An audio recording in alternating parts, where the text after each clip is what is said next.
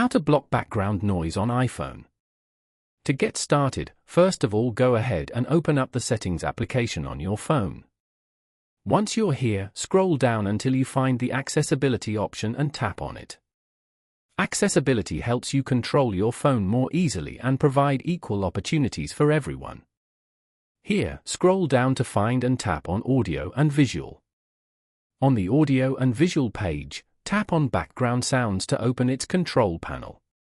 This feature plays ambient sounds to help mask unwanted noise and support focus or relaxation.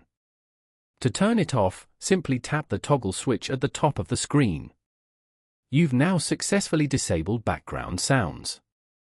You can return to this menu anytime to re-enable it or adjust the sound type and volume settings to your preference. Following these steps, you can block background noise on an iPhone. Thank you for watching. Please leave a like if this tutorial helped you, or leave a comment below if you have any questions related to the video.